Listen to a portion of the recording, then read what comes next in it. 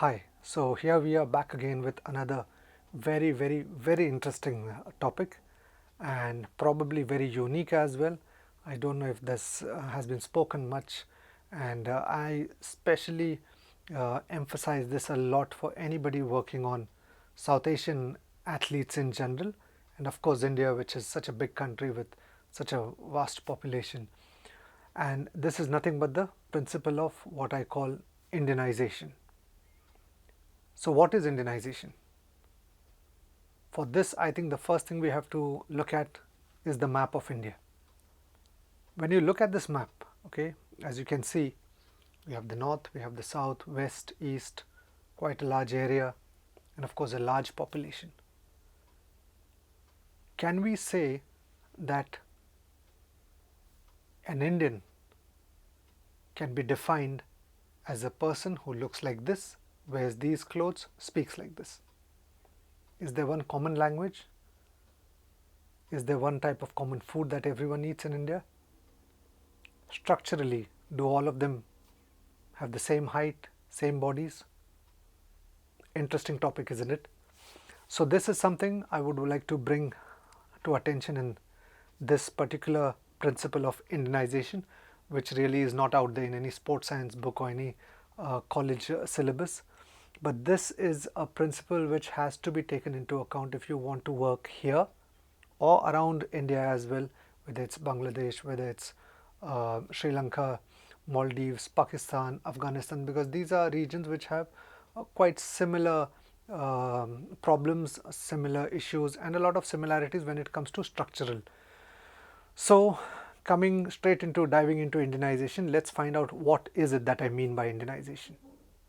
So, Indianization basically applies to some points where we can make out that people in this region of the world have certain structural similarities and differences which are inter and intra as well. Okay, so there are differences to an Indian structure, if we sort of broadly speak, is definitely different to an African structure, which is again, it is also different to a Caucasian structure, and it is also different to what we can say Asian structure. So where you will find a Chinese or Japanese or even someone who's maybe from Korea could be very different to someone whom we consider as Indian. So we'll be talking about this and also within India.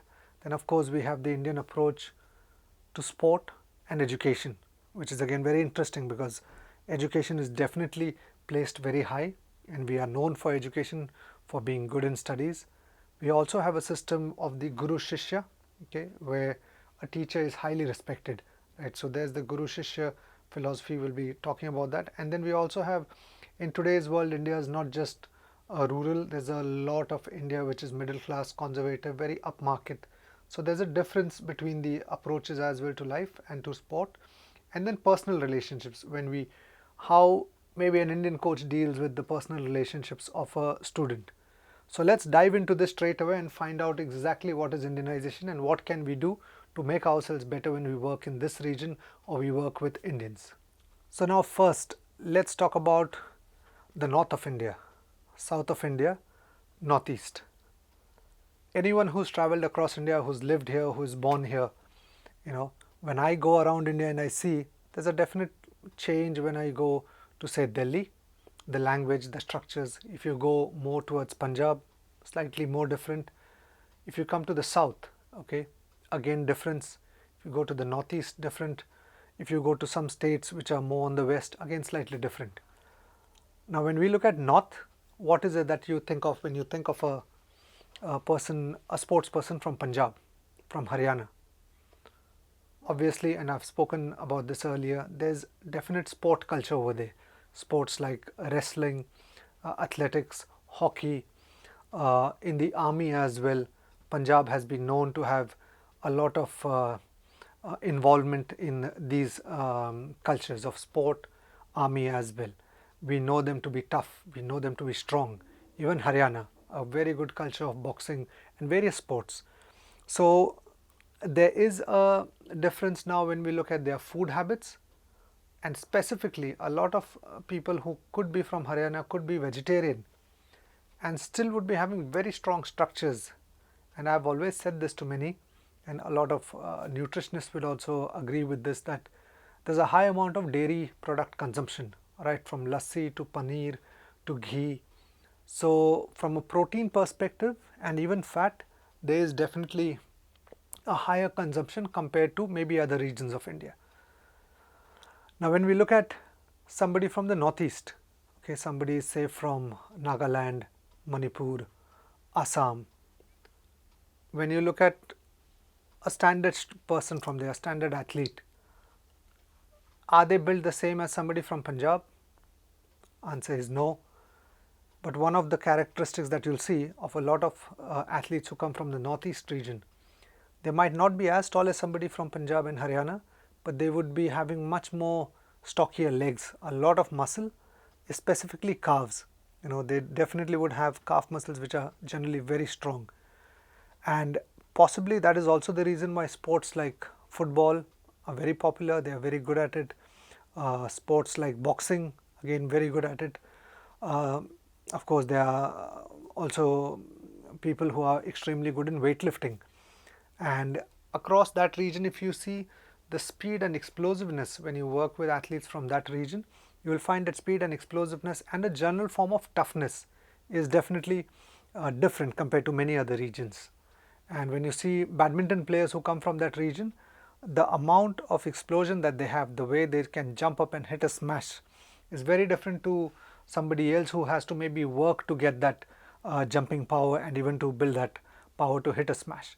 So these are things we need to understand of regions. Okay, people coming from specific regions, specific areas, the food that they eat, the way they are built naturally, you know, we need to take this into account when we create programs for them. When we go down south, something that I have also noticed over the years and over the decades is the mental acumen, okay, the sharpness, maybe the ability to stay calm is maybe slightly better as we look at these states, you know. And if you look at people who are in sport, even cricketers or many sports, you will generally find that somebody who comes maybe from the southern states is known for maybe being more calm, taking decisions which are more sort of, you know, requiring some amount of reasoning and doing things which are a bit more on the, like I said, calmer side, versus in the north things are a bit more sort of, you know, spirited. So when we design programs for these athletes, we need to take this into account. Would it be right now at the end of this, if I have to ask you, would it be right for me to design a program for someone who comes from, say, Gujarat, is a vegetarian, has not eaten much meat, is not even taking any supplements, protein supplements, but is very talented in a particular sport? Should I be training that person or that girl or boy and a similar boy and girl of that same age who happens to come from maybe Arunachal Pradesh? Can I just say that, okay, you guys are this age, this is what has to be done, this is your sport, this is how you train? Would it be fair? This is an answer you have to have. Okay, so think about this. Keep a mind open for learning, keep a mind open for observation. Okay, so the first point is this for the principle of individualization, and now we'll move to the second one. Now the approach, okay, in India, specifically when we look at this approach, maybe comparing it to the European approach or the American approach, where sport is a lot of times, you know, seen as something which is good for health, people participate a lot more. Why is it that in India people sometimes think of participating, you know, and are not that maybe pro sport? It's of course changing over the years. Now there's a lot more sport that is played. But can you play football in, say, a state which has a humid weather like maybe Goa, Tamil Nadu, or even say Rajasthan? Can you play football at around 11 in the morning? Or even maybe 10 o'clock? Can you play football outdoors? Say at 3 p.m. can you play football? The answer is again no. And why is it no? Because of the weather, right? In that amount of heat, the energy sapping activity that can happen, it can just, you know, finish you. It's well, many a times it's not even safe. It would be actually unsafe to play a particular sport at that time. So playing sport here also we have to take into account the weather. Which city are you in, and which city are you, or which village are you practicing in, and how much energy can you afford to put in. What is the sport that you're playing? What is the sport that the kid is playing who's come to you? How much energy do they have? Where do they practice? All these factors have to be taken into account. Now where mistakes happen, okay, and this is something I keep telling a lot of young strength and conditioning coaches. You cannot just copy what somebody does in Australia, South Africa. I've studied in South Africa, I've been in UK, I've studied there, worked there. Can I just copy what a South African athlete does and say that, oh, this is what they do and this is how our athletes will train? Can you copy what's done in Australia and just say, this is what's done here? In fact, a lot of times when I do conferences, I ask this, and I ask you this question now, okay? How many of you who are listening and who are going to practice, who are around India, maybe in countries elsewhere as well which are around India, how many of you have American students? How many of you have Australian students? How many of you have maybe students from France who are athletes and whom you are training? Now if you are thinking about this, that okay, I don't know what is the answer. If you are not American and if you are living in India and training Indian athletes, then why are you training like an American? And I'm not saying that the American style of training or American sports education is not good. Obviously America is one of the superpowers in sport, but is it applicable to you? Is it applicable, that load pattern, to an athlete who's in India? And I've given examples in the individualization topic, how right from nutrition to facilities to weather to so many things which affect an Indian athlete, how those can decide what an athlete can do. So this is something you really have to ask yourself. Can you train like somebody who trains in Australia just because you have read that sports science, this is how it is? You have to do explosive lifts, you have to be doing sprints.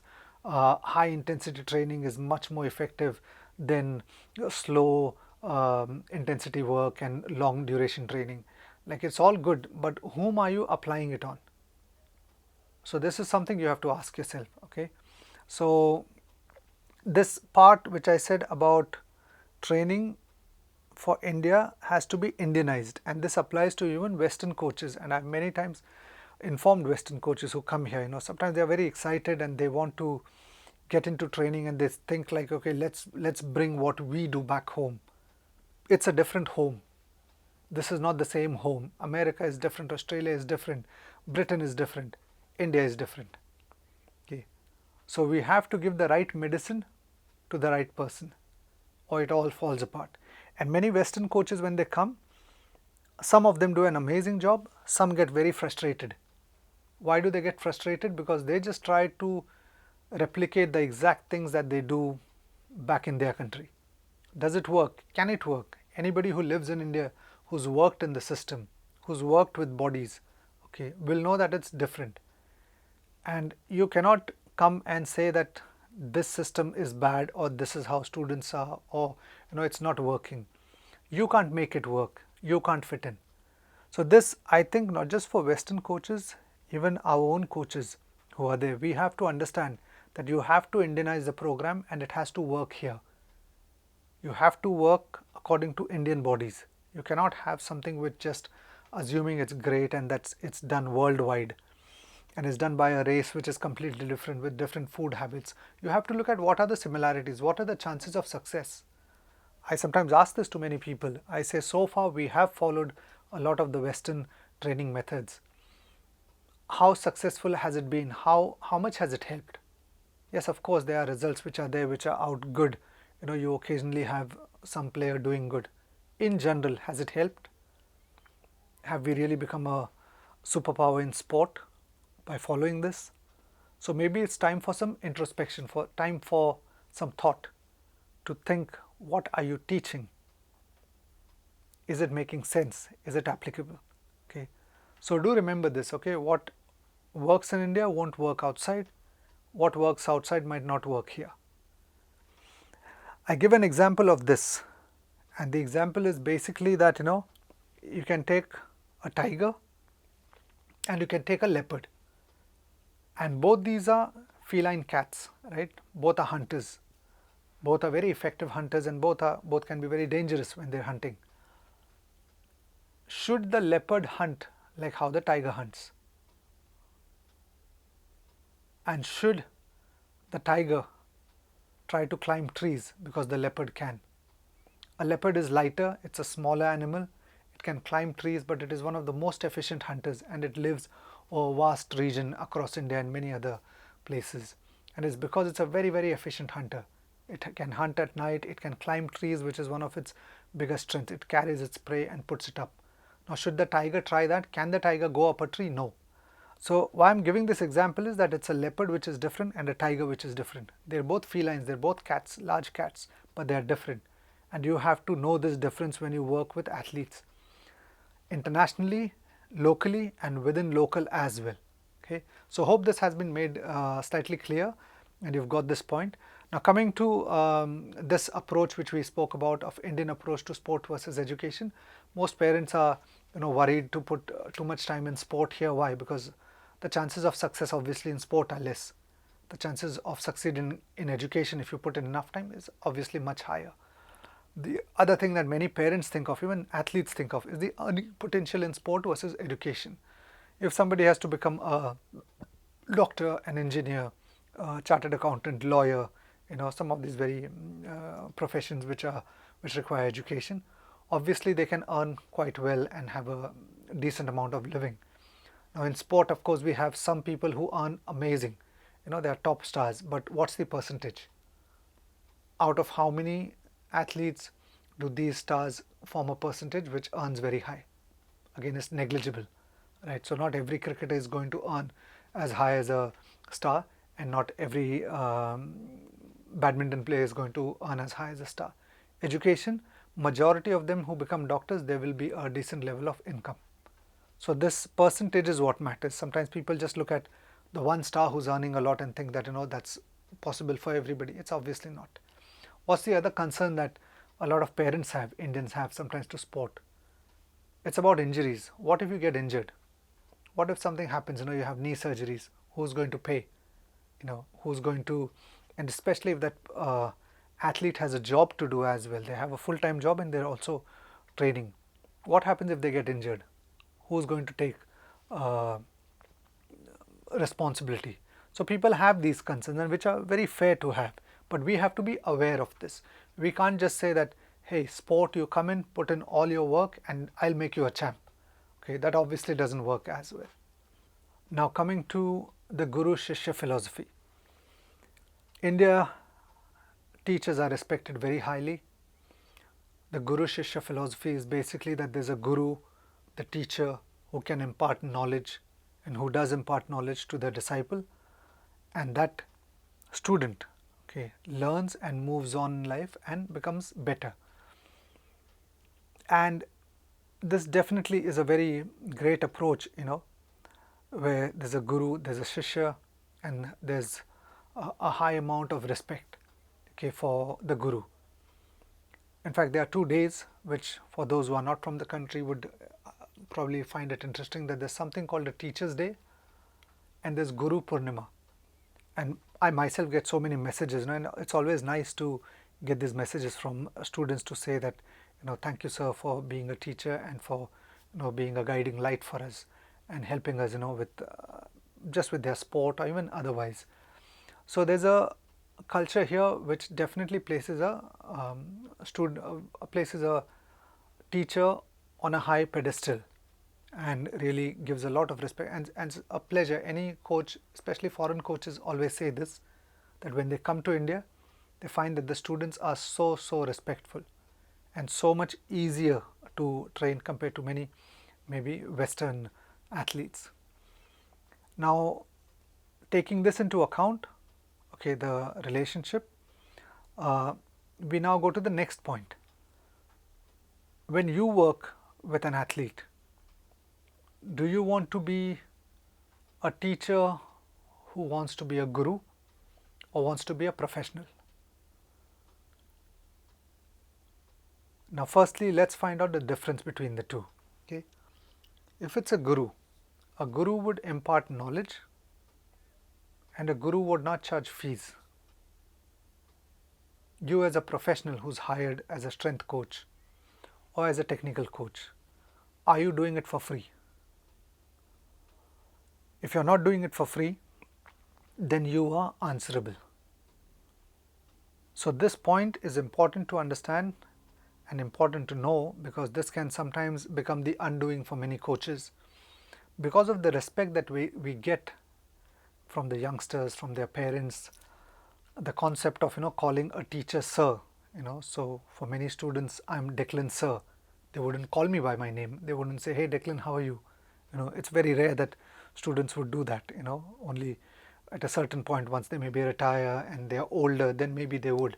But otherwise, there's always sir, and you see this, that we use the word sir for many people out of respect.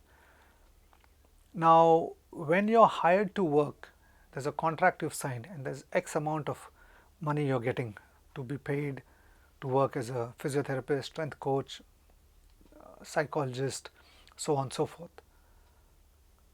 Are you a guru or are you a professional? Interesting question. Think about it. Okay, you have to be having answers to this, because there might be times when if you think you're a guru, then you can sometimes think you're above reason and above accountability. You have to be a professional who is accountable. Okay. Now I would say somebody can be a guru if they are coaching for free, and if they really are doing charity, and if they really are doing that, and that would be amazing. But obviously majority of us would be working where we charge a fee and we do a job. There's a time that we do it for, and it's important that we work with athletes knowing that we're doing the job of a professional, so we know exactly what we're doing. What is a professional? A professional is somebody who has a profession. You have to know the profession to be able to do the professionalism that is required. So this point of knowing exactly what to do will help you stay out of trouble a lot. But if you just assume that I'm a teacher and I'm a guru and everybody calls me and greets me and it's because I'm special, no, they do that because it's cultural. Okay. Students call teachers and call sports coaches sir, ma'am, because it's cultural, and it's great. It's an amazing part. It actually makes teaching such a beautiful part. Coaching young Indian athletes, working with them is actually very, very satisfying. It feels good. But you should never forget that you are charging a fee or you're getting paid. That respect is a bonus that comes. But that respect should not become something which makes you think, maybe almost sometimes going into a mode where that you're completely unaccountable, that I'm here and you're here. So here we also have to understand that things are changing in today's times. The modern approach, people ask, they say, you're a coach, you don't become a parent. You don't give advice to my child on other things. Okay, you make sure that you do your job and that's it. You want to teach boxing, football, cricket, do that. That's all that I'm asking for my child. So if you know your job, you will do exactly what is required of your job. If you don't know what you are, then that's where trouble starts. Okay. So the next point, it follows from the same one, student attachment. Like you could be very attached to a student. Some students many times grow up in front of you, they're small kids and then they keep growing. You start getting attached. You start, knowing about them. Then at a certain point, maybe, they are getting into certain fields, or you get so attached that you want to know where they are all the time. You're concerned. Okay. Things that they do at home with their friends, you're sometimes worried for them. What should you be doing? Should you be getting involved, and should you be maybe interfering in it, or should you rather say that, hey, it's okay, my job is as a coach, I'm not here to solve their other problems? This can be a very, very tricky question. Okay, this can be very tricky because it can sometimes, you can be so tempted to tell somebody who's maybe 14 years old what to do, or 16 years old what to do. So how do you know when to tell them and when to discipline them and when not to interfere? A very simple answer there. You don't interfere into anything that is outside your scope. If you're a strength and conditioning coach, the gym is where you call the shots, where you're responsible, where you're accountable. Something happens wrong inside, it's you who has to be held accountable. What happens outside, what type of friends they have, whom do they talk to, if they go out to party maybe, unless of course it's affecting their practice. But in their general way of life, what clothes they wear, do you really have a right to speak? So this is something where we have to understand of student attachment. You don't want to become a parent. It's your student, not your child. It's not your brother. That boy or that girl is an independent child who has parents to take care. A lot of coaches go through this trouble. So this is one of the banes of coaching as well. It can be very satisfying and sometimes it can be very sad as well, because we just get too attached and we just put everything in there, and then sometimes a lot of coaches get hurt as well. The mistake they make is they get too attached. So don't get too attached to your athletes. Okay, do the job. If the job is good, automatically they'll respect you. Post that, if they want to treat you like a guru, great. But make sure that you first get treated as a professional. Post that, let's see if you are good enough for them to treat you as a guru, if you've played a role in their life. But it can't be where you start thinking I'm a guru, because if you think you're a guru, then you're not accountable at all. You need not be professional. But if you're professional, post that, it's like a progression. If somebody thinks that you've really played such a good role for me, you're my guru, fair enough, good. You can take that. But first make sure you're a professional as well. Have you filled those duties where you are paid for? The parents are earning, they have to work, they have done that, or the sponsors are doing that. So have you done what you were hired for? Don't get confused between the two, where you want to be a professional or you want to be a guru. Be very clear what you have to do. If you know your job, like I keep saying, if you know what you are doing, then you can do it. Okay. And if you just don't know and you assume you're just important because all these small kids come and say, good morning sir, good evening sir, all their parents come and speak nicely to you, and if you think like, hey, I'm really somebody, that can get you into trouble. So be clear about this, understand the philosophy, respect the philosophy of Guru-Shishya, but understand where you fit in. What are you in there for? If you know this, you'll save yourself a lot of trouble.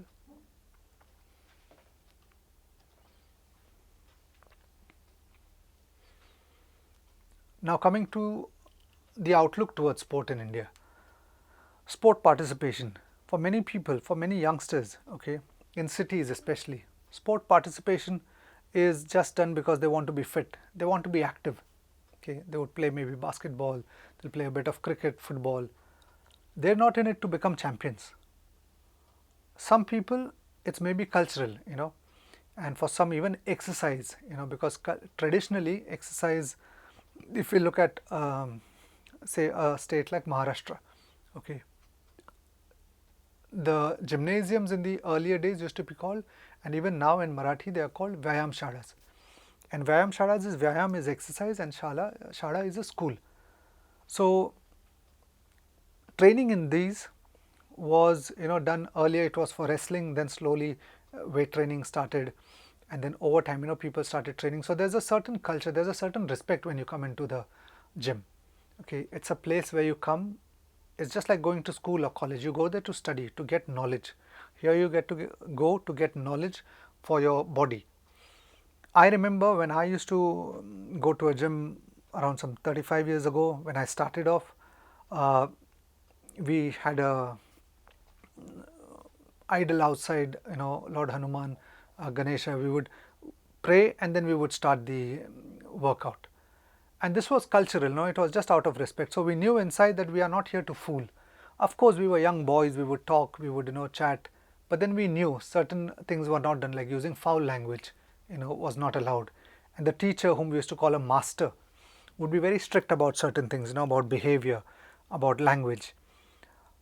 Nowadays, sometimes when you look at some of the gyms, they are a bit more modern. There's music that plays, people are out there socializing. Of course, there's so much more that's on offer now, There's food bars where you can eat, where you can chat. There are places where you can have different forms of exercises. So it's a bit more social. Is it bad or good? We don't have to judge. We are no one to judge. But it has changed, and you have to understand from maybe which culture the athlete is coming to you. Is it someone who's coming to you from this culture where for them exercise is just about exercise? You come there, you exercise, do it, and then go. I come from that philosophy. For me, getting into a gym is for a simple reason: to exercise and step out. I'm there to exercise. That place is there to build a body, and when I'm training as well, is there to build. I'm not there to joke or make friends. Friends are outside the gym. Now that's the philosophy I come from, but not everybody comes from that. So as a coach, you have to understand this, and you should be able to adjust yourself accordingly. You can't force somebody and say that this is how training was in my days and you have to train like this. And you can't tell somebody who's maybe a bit conservative in their approach to say that, hey, don't respect, just relax, you can be okay, you can be more. It's up to people. The most important in both these types of approaches is that the job needs to get done. If they've come to you to get strong or to build endurance for flexibility, get the job done. Okay, whatever the approach, like I always say, a good teacher is somebody who ends up teaching everyone. If the student is someone who couldn't learn from you, then that meant you couldn't teach. We cannot say that somebody comes from this culture or from this particular mindset and that is the reason why I can't teach. You have to be able to teach. If you're hired and if you've agreed to it and there's a clear transaction which is there that this is what you do, or you've been employed by a sports authority or a sports academy, then you've been hired for that. Nobody wants to know what you can't do. People want to know, can you do it? So do remember this point about conservative versus the modern approach towards sport, and whether they look at it as culture or whether it's activity. Now coming to a very interesting part, which is about handling personal relationships of athletes. And this again is a very Indian thing, because here when we all sort of know, right, that say there's somebody who's a 17-year-old boy and he may be slightly attracted to another girl who might be 16 or same age or anything. Unlike maybe in the Western world where okay, there would be girlfriend and boyfriend and even the parents would know about it and know it's accepted. Generally, most of the time, and this includes even in cities, it is not that open everywhere. Not that everybody, hey, mom, that's my girlfriend, and she's coming over today. So again, I'm not saying what's right and what's wrong. Nobody's here to decide which culture is better or which culture is worse. No, everybody has their own styles of living, their own cultures. But you have to understand this, that it's different here and it's different outside.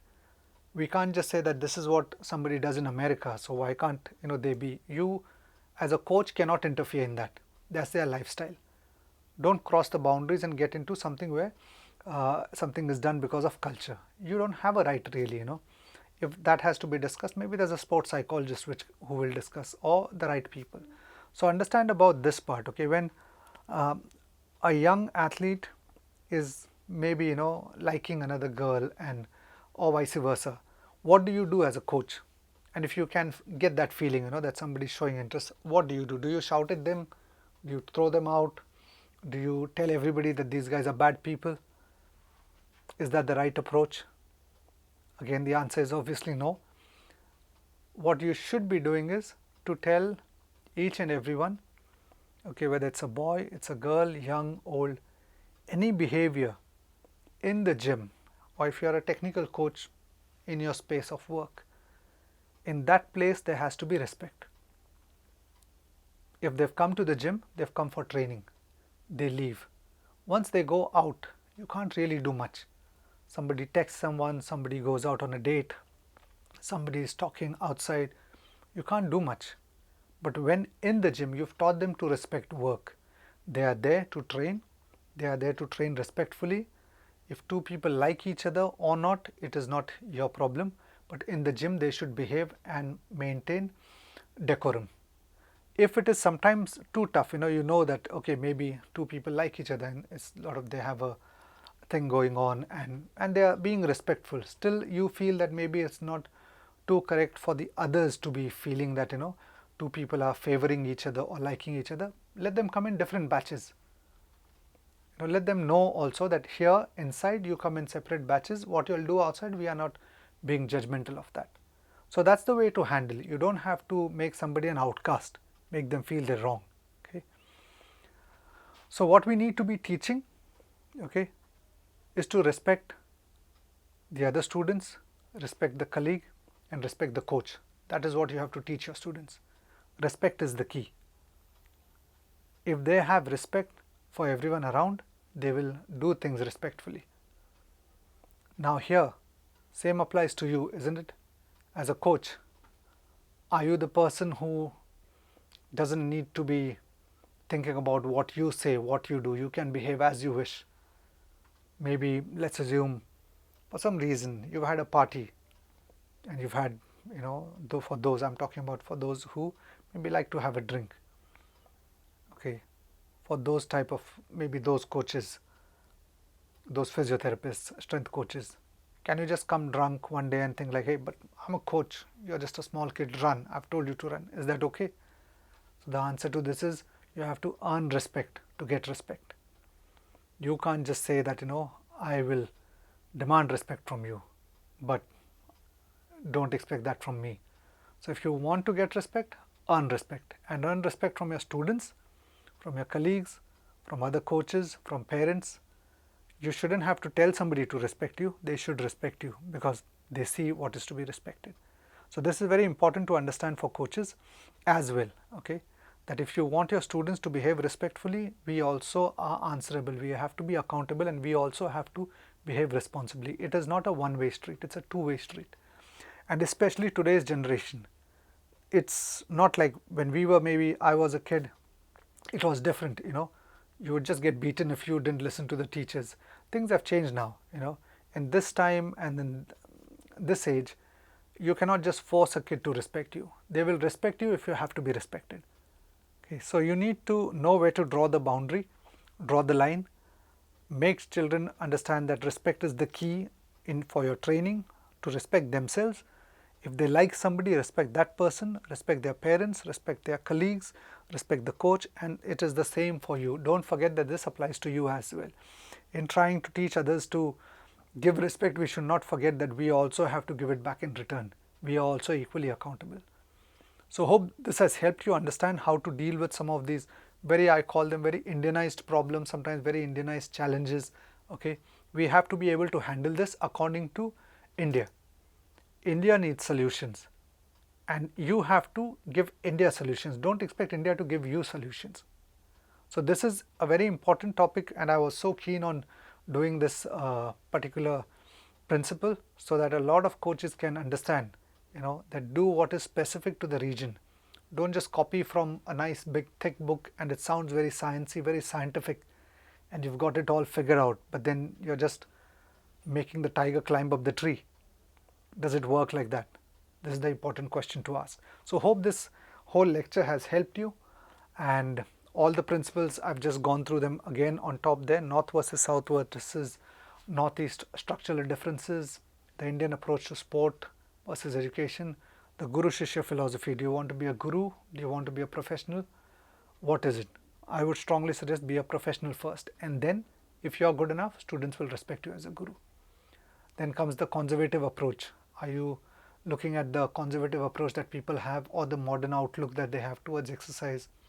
Which is right, which is wrong? None is right, none is wrong. You have to make sure you get the job done. And personal relationships. Young kids, they are going to have their hormones raging. They are going to think differently. Are you going to make them outcasts, or are you just going to make sure that they enjoy the process and they learn something from you? And that one learning, which is extremely important, is to take respect and give respect. Thank you very much. Hope this has been a good lecture. Thank you.